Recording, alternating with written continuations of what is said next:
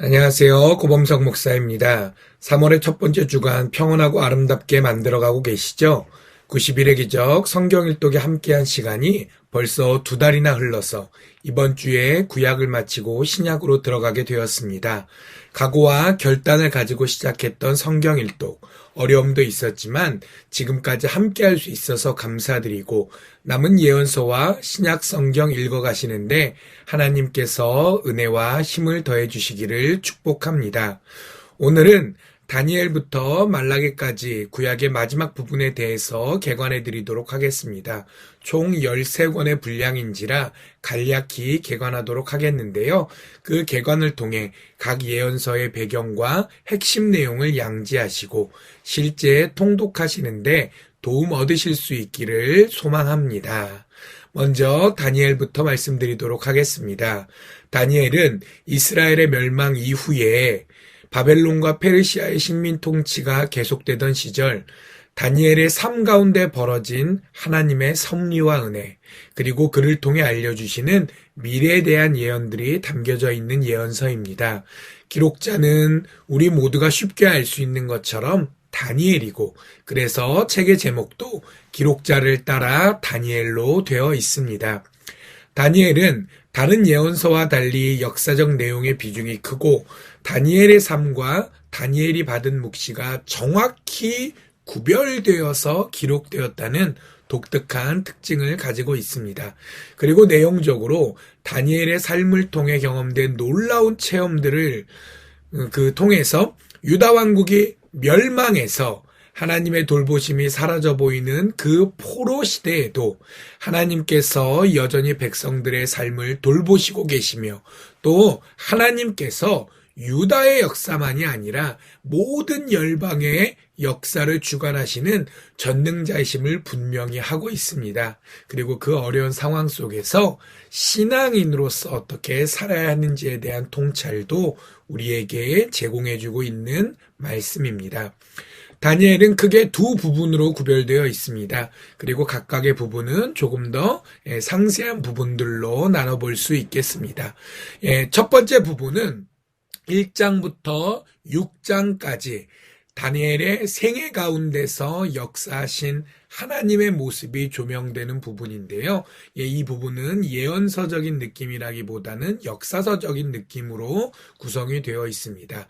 그리고 각각의 한 장씩마다 하나의 에피소드들이 진행되고 있어서 이 첫 번째 부분은 세부적으로 또 6개의 부분으로 나눠볼 수 있는데요. 1장에서는 다니엘과 세 친구가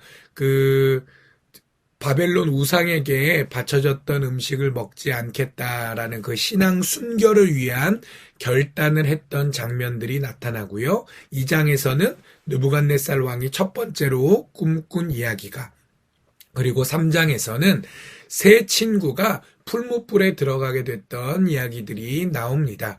그리고 4장에서는 네 번째 부분으로 느부갓네살이 두 번째로 꾼 꿈에 대한 부분이 나오고요. 5번째 부분은 이제 느부갓네살 시대가 지나가고 벨사살이 왕, 정확히 말하면은 이 당시에는 벨사살이 왕이 아니라 세자였습니다. 그런데 이 아버지 나부폴리살이 이제 일종의 섭정 비슷하게 아들에게 권한을 부여했기 때문에 성경에는 왕으로 기록되어 있는데요. 그 역사적으로 아주 정확히 얘기하자면 벨사살 세자가 이제 다스리던 시대의 예언, 그 벽에다 하나님께서 메네메네 데겔 우바르신이라는 글자를 써주신 그 사건이 5장에 나옵니다. 그리고 6장은 우리가 잘 알고 있는 것처럼 다리오 왕 시절에 다니엘이 사자굴에 들어갔던 이야기들이 나옵니다. 다니엘의 긴 인생 가운데 하나님께서 초자연적으로 도와주시고 섭리하신 경험들이 6가지가 있는데 한 장에 한 사건씩 차분하게 기록되어 있습니다. 그리고 두 번째 큰 부분은 7장부터 12장까지 계속되는 대종말까지의 묵시들에 대한 부분입니다. 여기는 예언서적인 특징에 더해서 묵시 묵시서라는 그 요한계시록과 이제 비슷한 어떤 미래에 대한 예언들 위주로 담겨져 있는 말씀들이 기록되어 있는데요. 이 부분은 다시 네 부분으로 나눌 수 있습니다. 첫 번째 부분은 7장 한 장인데요. 네 짐승을 바라보면서 그 묵시를 받았던 부분들이 나오고 8장에서는 순양과 순년소가 대비되는 묵시가, 그리고 9장에서는 71회 동안의 어떤 역사적 사건들에 대한 묵시가 주어집니다. 그리고 마지막은 10장에서 12장 말씀에 티그리스 강가에서 받은 묵시들이 되어 있는데요. 이 네 부분은 그 첫 부분에 언제 어디서 묵시를 받았다라는 내용들이 기록되어 있어서 내용적으로도 이렇게 네 단락으로 크게 구별될 수 있습니다. 이 다니엘서를 읽을 때 기억하셔야 될 점들은 크게 두 가지가 있는 것 같습니다. 구약의 대표적인 묵시서로서 예언서에 포함되어 있지만 다른 예언서와는 구별되는 독특한 특징을 가지고 있다라는 거 하나 기억하셨으면 좋겠고요. 제가 방금 말씀드렸지만 언제 어디서 이 묵시를 받았는지가 정확하게 기록되어 있다는 점도 다른 예언서에서 일부분은 부분적으로는 그런 얘기들이 기록되어 있지만요. 이렇게 모든 한 권에 담겨져 있는 예언들의 받은 시점이 기록되어 있는 경우는 오히려 독특한 케이스입니다. 그래서 그 부분을 기억하실 수 있었으면 좋겠습니다. 그래서 결론적으로 다니엘은 역사와 묵시라는 두 가지 형태를 통해서 하나님께서 역사를 주관하시는 전능자이심을 분명히 알려주는 말씀입니다. 이를 통해 우리는 세상 권세의 압력 속에서도 신앙인으로서의 어떤 믿음을 가지고 어떻게 살아가야 하는지를 알 수 있게 되고 또 그 어려운 상황 가운데서도 소망을 품을 수 있게 됩니다. 자, 이제 12소선지서 호세아부터 시작되는 소선지서로 들어가도록 하겠습니다. 그 소선지서의 첫 번째 말씀은요, 호세아인데요. 호세아는 그 12권의 소선지서 가운데 첫 번째 책으로 같은 이름을 가진 북이스라엘 왕국의 예언자 호세아가 기록한 하나님의 말씀입니다. 이 소선지서는 다른 그 11권의 책도 마찬가지로 기록자의 이름으로 책의 제목들이 달려있는 특징을 가지고 있는데요. 그래서 여기서부터는 책 제목이 곧 기록한 예언자의 이름이구나 이렇게 생각하시면 편하실 것 같습니다. 그 호세아는 북이스라엘 왕국이 경제적 군사적으로 가장 번영했었던 여로보암 2세 때에 활동한 예언자였습니다. 이때 북왕국은 세속적으로는 성세를 구가하고 있었는데요. 그러다 보니까 극심한 교만과 타락, 또 이제 부정과 불의가 가득했었습니다. 하나님께서는 바로 그 부분을 호세아를 통해 지적하시면서 그들의 죄와 그 죄 때문에 벌어질 장래에 대한 심판을 예고하십니다. 그리고 그 심판을 넘어서서 부정한 아내 고멜을 용서하는 그 호세아의 모습을 통해서 하나님께서 이스라엘이 그러한 잘못들을 저질렀음에도 불구하고 그들을 포기하지 않으신다라는 것들을 보여주시고, 그렇기에 이 타락과 범죄함으로 인해서 벌은 받겠지만 그 지혜의 부족과 그에 따른 우상 숭배로 벌어진 그 모든 번잡한 상황 가운데서도 하나님이 결코 그 선민을 포기하지 않겠다는 그 약속의 말씀, 그것이 이 시대를 살아가는 우리들에게도 큰 통찰이 되어 줍니다. 호세아는 그게 두 부분으로 구성되고 있는데요. 첫 번째는 1장부터 시작부터 3장 5절까지 그 호세아가 부정한 아내인 고멜을 결혼하고 다시 찾아오고 어떤 이런 과정들, 개인사의 이야기를 통해서 선포되는 심판과 그리고 심판으로 끝나는 것이 아니라 그 이후에 계속될 구원에 대한 개론적인 이야기를 하는 부분이 있고요. 그 다음에 4장부터 이제 그 이후의 부분들은 예, 그 9편으로 이뤄진 단편의 예언들이 이제 계속 나오는데요. 예, 그래서 이 3장 앞부분에 대한 기본적인 배경 내용에 그다음에 4장 이후로는 여러 가지 예언들이 계속 반복적으로 등장하는 이런 이분된 구조로 호세아가 이루어져 있다. 그렇게 생각하시면 좋으실 것 같습니다. 요엘로 넘어가겠습니다. 요엘은 12권의 소선저 가운데 가장 빠른 시기에 기록된 것으로 알려진 성경입니다. 그러니까 우리 성경에는 호세아부터 기록되어 있지만 기록된 시간으로는 요엘이 제일 먼저 기록됐고요. 기록자는 아까 말씀드린 것처럼 동명의 예언자인 요엘입니다. 이때는 이미 유다 왕국의 메뚜기 재앙이 한번 격렬하게 간 다음인데요. 그 메뚜기 재앙을 통해서 유다 왕국의 죄를 심판하시는 하나님의 모습을 먼저 선포하고 있고, 그것들을 통해서 하나님께서 역사 가운데 실제로 개입하시는 분이시고, 그렇기에 선민일지라도 경각심을 가져야 함이 강조되고 있습니다. 이 요엘은 그 3장 어치의 짧은 말씀인데요. 그게는 1장부터 2장 17절 중반부까지 계속되는 여호와의 날과 심판에 대한 이야기, 심판에 대한 부분이 앞부분이 나오고, 그리고 2장 18절부터 끝장까지는 그 심판 이후에 남은 사람이 구원받고 회복될 것이다. 회복에 대한 부분이 되어 있습니다. 그래서 그게 심판과 회복이라는 주제에 따라서 두 부분으로 구별되었다는 거 기억해 주시면 좋겠습니다. 이제 아모스로 넘어갑니다. 아모스는 호세아와 비슷한 시기에 북이스라엘 왕국을 향해 선포된 예언으로 아모스를 통해 주신 말씀입니다. 아모스는 공의의 예언서라는 별명을 가질 정도로 하나님의 공의와 이스라엘의 부의를 철저하게 대조하면서 모든 예언서 가운데 가장 심판에 대해서 많이 또 강렬하게 선포하고 있는 예언서입니다. 그리고 비교적 짧은 시간 동안 학자들에 따라 조금 생각은 다르지만 한 4달 정도에 벌어졌던 일들, 또 받았던 예언들이 선포되는 말씀으로 생각되고 있는데요. 이것도 한 가지 특징이 있고, 또 대부분은 예언서가 자기 모국을 향하여서 주신 말씀을 선포한 데 반해서 이 아모스가 남유다 왕국 출신인 것으로 생각되는데, 그 메시지는 북이스라엘 왕국을 향해 선포됐다라는 점에서 다른 예언서와는 조금 다른 독특한 특징을 가지고 있습니다. 이 아모스는 크게 4부분으로 구별할 수 있습니다. 1장, 2장이 첫 번째 부분인데요. 8나라에 대한 심판이 쭉 병렬적으로 선포되고 있습니다. 그리고 3장으로 넘어가면 6장까지 북이스라엘에 대한 심판이 집중적으로 나타나가 있고, 세 번째 부분은 7장부터 이제 9장 거의 10절, 그러니까 거의 끝나갈 때까지인데요. 5가지의 환상과 그 다음에 이제 그 사이에 벌어졌던 소소한 역사적인 사건들이 포함됩니다. 자, 그리고 9장 11절부터 15절까지 5절 분량이 마지막 4번째 부분인데요. 이게 한 장어치도 아닌데 왜 따로 구분이 되냐?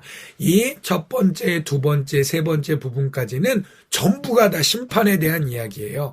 근데 이 맨 마지막 5절 어치에서만 예언서의 전통대로 심판과 더불어 구원이 선포되는데, 이 아모스에 있어서는 요 5절 정도가 그 구원에 대한 말씀입니다. 그러니까 전체적으로 보면은 10%도 안 되는 거예요. 그래서 아까 말씀드린 것처럼 모든 예언서 가운데 가장 심판을 강조하고 있는 예언서가 이 아모스입니다. 오바다로 넘어가겠습니다. 오바다는 한 장짜리 짧은 예언서로서 성경에 어디 붙어 있는지도 잘 모르시는 분들이 많이 계세요. 이렇게 쭈루루룩 넘기다 보면 한 장이다 보니까 그냥 지나가 버리는 경우도 있거든요. 아무튼 모든 구약 성경 가운데 가장 짧은 말씀입니다. 이 오바댜는 오바댜 선지자를 통해서 주신 말씀으로 남유다 왕국이 바벨론에 의해 멸망한 이후에 활동했던 오바댜, 그 오바다 선지자를 통해서 주신 말씀입니다. 이 남유다 왕국이 멸망할 때 바벨론의 느부갓네살 왕의 군대가 공격해서 멸망을 했잖아요. 그런데 그 과정 가운데 이 바벨론에게 굴복했던 다른 여러 작은 나라들이 함께 공격을 했었습니다.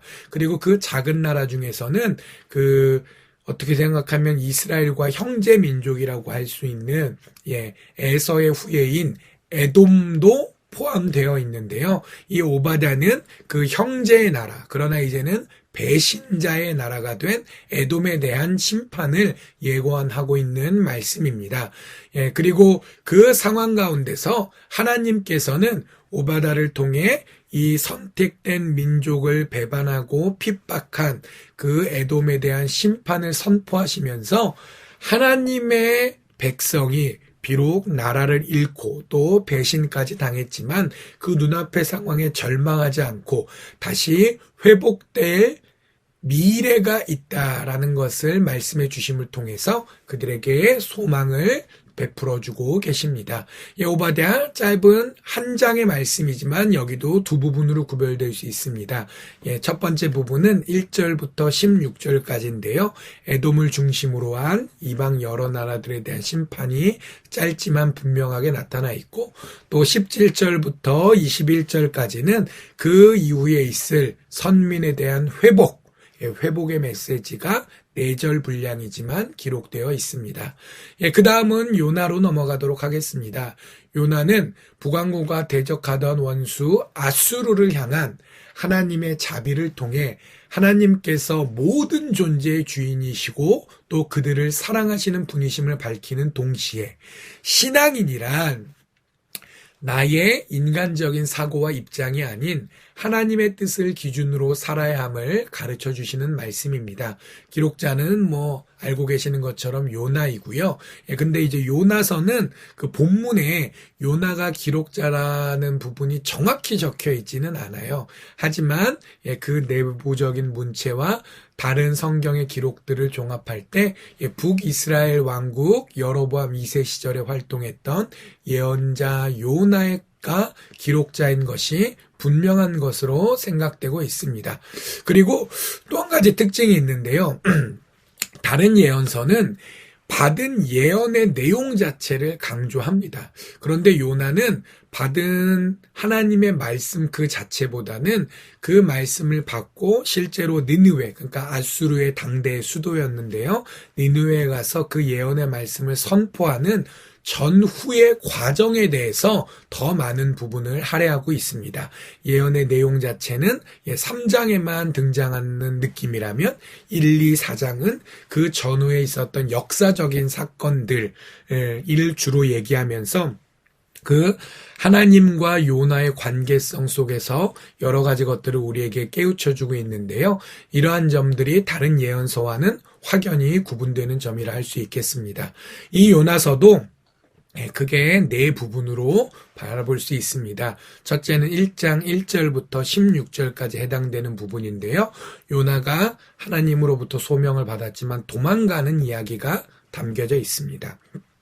그리고 1장 17절부터 2장까지는 그 도망가는 배편에서 다시스로 가는 배편에서 풍랑을 만나고 고래 뱃속에 고래는 정확히 아니죠. 물고기 뱃속에 들어갔다가 나오고 그 사이에 회심하는 장면들 요나가 그 소명을 받아들이게 되는 부분이 두 번째 부분입니다. 그리고 세 번째 부분은 3장이 되겠는데요. 이제 하나님께 순종하기로 결단하고 실제 니느웨로 가서 요나가 선포하고 또 니느웨 백성들이 회개하는 장면들이 등장하고요. 4장은 그 이후에 그 예언을 선포한 이후에 요나가 이제 지켜보는 거죠. 니느웨가 정말 망하나 안 망하나. 근데 하나님께서 그 니느웨 백성들을 용서해 주시는 거 보고 내 이럴 줄 알았지라고 하면서 투덜거리는 장면. 너무 유명한 부분인데요. 그 니느웨에서 사역 이후에 대한 이야기들이 4장에 등장하고 있습니다. 이제 미가로 넘어갑니다. 미가는 유다 가드 모레셋 지방에서 목축업을 했던 것으로 생각되는 예언자 미가를 통해 주신 말씀입니다. 이 성경은 본문 자체나 또 예레미야 26장을 보면 거기서 이제 미가가 등장을 하는 거거든요. 그런 저런 것들을 생각해 보면 이 예레미야가 활동을 시작했던 히스기야 왕 시대쯤에 기록된 그러니까 예레미야 를 통해 증거되는 것처럼 히스기야 왕 시대쯤에 기록된 걸로 추정되고 있고요. 남한국 유다를 향한 하나님의 경고와 메시아를 통한 회복의 약속을 담고 있습니다. 이 시기에는 북왕국이 절체절명의 위기를 겪다가 아수르에 의해 멸망당하는 그 사건이 벌어질 때쯤인데요. 때문에 선민 이스라엘도 멸망할 수 있구나. 그것도 이제 느끼게 되는 거고, 그럼 도대체 왜 우리가 멸망하게 되었는가? 그것이 죄의 우상숭배의 문제이구나. 그 죄에 대한 것들을 엄중하게 받아들일 수밖에 없는 고민의 시기였습니다. 때문에 미가서를 통해서는 이스라엘 백성들의 죄에 대한 통찰이 깊게 담겨져 있고, 또 그 죄의 필연적인 결과인 심판에 대한 준엄한 경고들이 가득합니다.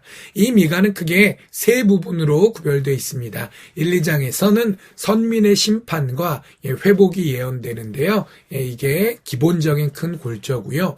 그 다음에 그 회복의 예언에 대해서 조금 더 깊게 나아가서 두 번째 부분인 3장부터 5장까지는 유다가 심판을 당할 것인데 그 이후에 메시아를 통해 구원될 것이다 라는 이야기들이 담겨 있습니다. 그리고 마지막 6장 7장은 다시 한번 타락의 엄중함과 그리고 그 결과로 심판이 벌어질 것이고 또 회복할 것이다 라는 기본적인 구조가 다시 한번 반복되는데요. 그래서 기본적인 내용은 죄와 심판 그리고 그 이후에 있을 구원이라는 같은 방식이 1, 2장 그 다음에 3에서 5장, 6에서 7장. 그게 세 번의 예언으로 같은 내용들이 선포되고 있습니다. 다음으로 나음으로 넘어갑니다. 나음은 니느웨, 그러니까 아수르의 수도가 처음에는 아수르였어요. 그 나라 이름이나 수도 이름이나 바벨론이 그랬던 것처럼 똑같았는데 수도를 중간에 이제 니느웨로 옮기게 되었습니다. 그래서 그 아수르가 전성기를 구가했을 때는 니느웨가 수도였는데요. 그래서 요나가 니느웨에 가서 그 회개해야 된다라는 걸 선포했다고 했잖아요. 근데 이제 나움은 그 니느웨, 그러니까 더 정확히 말하면 아수르를 향해 선포된 심판의 말씀으로 나움 엘고스에 사는 사람 나움을 통해 주신 말씀입니다. 본문의 기록들을 종합해 보면요, 북이스라엘 왕국은 이미 멸망한 상황이지만 아직 남유다 왕국은 존재했던, 그러니까 아직 바벨론이 등장하기 전에 아수르가 최전성기를 구가하던 시절에 주신 말씀으로 생각되고요. 이때 아수르가 많은 패악을 저질렀는데 하나님께서는 나움을 통해 절대 무너지지 않을 것 같은 아수르를 하나님께서 벌하실 것을 선포하고 또 이를 통해 유다가 아수르의 손에서 노임을 얻을 것을 약속해 주십니다. 이 나움도 3장 분량의 짧은 말씀인데요. 1장을 보면 아수르를 향한 여호와의 진노, 기본적인 큰 주제에 대한 부분이 한 장어치로 첫 번째 부분으로 구성되어 있고 또 두 번째 부분은 2장에서 3장으로 실제 그 아수르가 심판을 받을 텐데 어떤 심판을 받을 것인지 어떻게 멸망할 것인지에 대해서 나타나 있습니다. 그러니까 그게 두 부분으로 구별될 수 있습니다. 하박국으로 넘어갑니다. 하박국은 북왕국의 멸망 직후에 기록된 말씀으로 모든 소선지자가 그렇듯이 예언자 하박국, 동명의 예언자에 기록된 말씀입니다. 하박국은 이름 외에 어떤 출신 배경을 가졌는지 전혀 알 수 없는 예언자로 본문의 내용에 미루어 볼 때 바벨론이 아수르를 멸망시킬 즈음에 받은 말씀으로 시기만 우리가 생각해 볼 수 있습니다. 어떤 세계의 질서라고 할 수 있는 아수르가 무너지고 바벨론이 그 아수르를 공격하는, 멸망시키는 그 과정이기 때문에요. 이 시기는 여러 가지로 혼란스럽고 근심 걱정이 많은 시기였습니다. 그 시기에 하나님께서는 하박국 선지자의 질문에 2차례에 걸쳐서 대답해 주시고, 이를 통해서 당장은 인간의 입장에서 이해하기 힘들겠지만 하나님께서 이 세상을 주관하고 계시고 또 공의를 관철시키신다는 사실을 잘 설명해 주십니다. 그리고 그것들을 통해 하박국 선지자가 깨우침을 얻고 또 그거에 대해서 감사하고 찬양하는 장면으로 이 예언서가 마무리되는데요. 이를 통해 우리는 하나님의 섭리란 오묘한 것이고 내 바람이나 생각과는 다를 수 있지만 그러나 그럼에도 불구하고 믿는 자로서 하나님을 믿고 또 하나님의 뜻에 순종해야 된다라는 것을 배울 수 있습니다. 하박국은 크게 세 부분으로 구별할 수 있는데요. 1장 1절부터 11절까지가 하박국이 하나님께 처음으로 질문하고 또 하나님께서 왜 선민이 이렇게 타락하게 된 걸 또 하나님께서 내버려 두시느냐라는 그 질문에 대해서 대답해 주신 부분이 첫 번째 부분이고요. 두 번째 부분은 바벨론을 통해 이제 심판하실 것이다라는 그런 내용들에 대한 하나님과 하박국의 이야기가 2장 끝부분까지 담겨 있습니다. 그리고 이 두 번의 하나님과의 질의응답 과정에서 깨우침을 얻은 하박국이 3장에서는 심판과 구원의 깨달음에 관해서 이제 찬양을 올려드리는 장면이 나오는데요. 이 부분이 독립된 세 번째 부분으로 우리가 생각해 볼 수 있습니다. 다음으로 스바냐로 넘어갑니다. 스바냐는 히스기야의 4대 손으로, 그러니까 왕족이죠. 왕족이자 동시에 예언자였던 스바냐 선지자를 통해서 주신 말씀으로 여호와의 날이 가까이 왔다. 그리고 그 날은 심판의 날인 동시에 구원의 날이라는 이 양면적인 특징을 잘 설명해 주시는 말씀입니다. 본문 말씀은 요시아의 종교개혁 그 즈음에서 받은 말씀으로 생각되고, 그래서 요시아 왕이 그 종교개혁과 그 신앙실한 신앙인으로 살아가는 데 있어서 많은 영향력을 끼쳤던 말씀으로 생각되고 있는데요. 스바냐가 이제 왕족 출신이었기 때문에 왕에게 조금 더 이제 편하게 얘기할 수 있었다라는 측면에서 많은 학자들이 그렇게 생각하고 있습니다. 이 스바냐도 세 부분으로 구별될 수 있습니다. 심판의 예언이 1장 한 장어치로 먼저 선포되고, 또 2장이 되면은 그 심판 가운데서도 선민이 구원받을 것이고 또 이방이 심판받을 것이다. 그 이방의 심판 이꼴 곧 선민의 구원으로 연결되는 부분이 있잖아요. 그래서 2장은 구원과 이방에 대한 심판이 동시에 등장하고 있습니다. 그리고 3장의 개서는 그 선민이 심판받을 것, 그리고 심판받았던 이방이 또 회심할 것, 그리고 그 모든 역사적 과정이 지나간 다음에 남은 선민들이 회복될 것. 그러니까 선민의 심판과 이방의 심판이 앞에 얘기된 거에 더해서 이방의 회심과 회복, 선민의 회복, 이 회복으로 마무리 짓는 장면들이 등장합니다. 다음으로 학계로 넘어갑니다. 학계는 바벨론 유수 이후에 1차로 귀화했던 사람들 중에 하나인 예언자 학계를 통해 주신 말씀으로, 다른 말씀이 정확히 몇 년에 기록되었을지 조금 불분명한데요. 어느 정도 몇 년쯤이라고 예상은 할 수 있지만 딱 몇 년이라고 얘기하기는 힘든데, 이 학계서만큼은 BC, 그러니까 기원전 520년에 기록된 것이 확인되는 분명한 말씀입니다. 성전 재건이라는 귀환의 목표를 잃어버리고 타협적인 삶을 살았던 유대인들에게 삶의 목표가 무엇인지를 다시 한번 확인해주고, 그리고 어려운 상황에서도 그 삶을 견제할 수 있도록 위로하고 격려해 주시는 말씀인데요. 그 과정들을 통해 처음 그 말씀을 들었던 포로 귀환했던 유대인들이 신앙을 회복하고 자신들의 신앙 정체성에 따라 성전 재건에 나아갈 수 있었고, 또 우리들에게 있어서도 일상의 소소한 삶에 붙잡힌 나머지 신앙적으로 중요한 원칙들이 있고 살 수 있는 것이 우리들이며, 또 그렇지 않기들을 위해서 우리가 어떤 노력을 기울일 수 있을지에 대한 많은 통찰을 주시는 말씀입니다.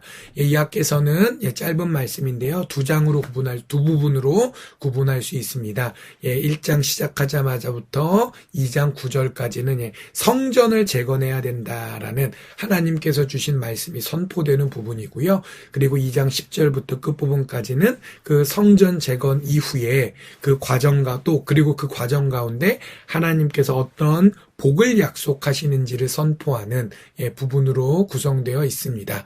다른 예언서들이 심판과 구원이라는 주제로 보통 구성되어 있는데 반해서 심판의 부분은 최소화되고 물론 이제 받을 벌에 대해서는 얘기하시는데 그게 무조건 벌을 받을 것이다라는 개념이라기보다는 이 상태로 계속 가면 문제가 될 것이다. 약간 약한 뉘앙스거든요.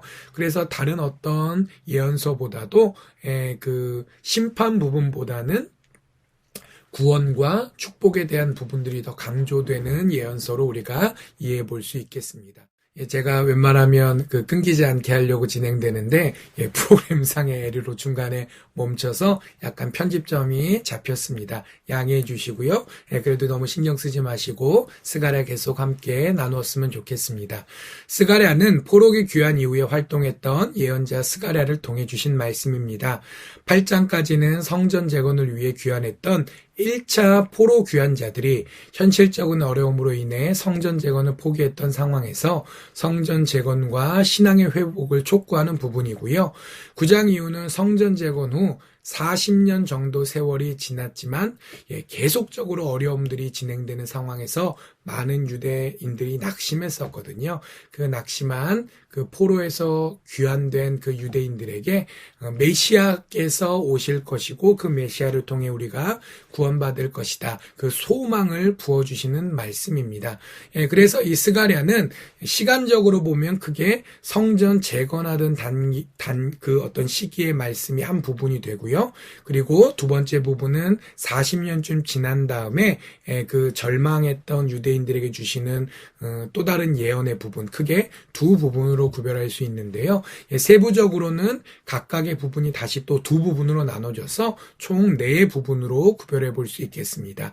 첫 번째 부분의 첫 번째 파트는 1장부터 6장까지 계속되는데요. 성전 재건 격려를 위한 여러 가지 말씀과 환상들에 대한 부분이 나타나고요. 그 다음에 이제 7장에서 8장까지는 거의 비슷한 시기에 그 성전은 재건됐지만 성전만 재건됐다고 모든 게 끝난 게 아니잖아요. 신앙인으로서의 삶을 회복해야 될 필요가 있는데 금식이라는 어떤 주제를 놓고 신앙 원칙에 따라 살아가야 함을 다시 한번 선포해주고 있습니다. 요게 이제 그 스가랴 선지자 이제 초기에 학계 선지자와 거의 동시대에 활동했을 때에 선포된 말씀들이고요. 그 다음 부분은 이제 9장부터 시작되는 40년 후에 시기적으로 한참 이제 그 시간적 간격이 있는 다음에 선포된 말씀인데요. 9장부터 11장까지는 메시아께서 오실 것이고 그 메시아를 통해 선택된 백성들이 어떤 복을 누릴 것인지에 대해서 이야기가 되고 또 12장부터 14장까지는 근데 그 메시아께서 오시는데 그 메시아께서 고난을 받을 것이다 라는 부분 그리고 그 이후에야 모든 것이 다 정리될 것이라는 종말에 대한 부분까지 이야기가 계속되고 있습니다. 자 이제 드디어 마지막으로 말라기 말씀드리도록 하겠습니다. 말라기는 구약의 마지막 성경으로 선택된 백성으로서의 정체성과 성결함을 지키고 살아가야 하지만 기약 없는 메시아의 도래에 낙심해서 영적으로 쇠약해진 유대인들의 타락을 경고하는 말씀입니다. 하나님께서는 이 말씀을 통해 여호와의 날, 메시아의 도래를 강조하시며 그 날을 기다릴 것을 명령하셨는데요. 이를 통해서 신앙인으로서의 합당한 삶을 계속 고민할 수 있도록 요청해 주셨습니다. 저자는 말라기인데요. 근데 그 말라기가 실제 어떤 예언자의 이름인지 아니면 일종의 별명인지에 대해서는 학자들의 이견이 있습니다. 왜냐하면은 본문의 그 출신에 대한 어떤 이제 얘기가 없다라는 점도 하나 있고 또 말라기라는 그 단어의 특징이 나의 사자라는 특징인데요. 보통 일반적으로 쓰는 이름은 아니거든요.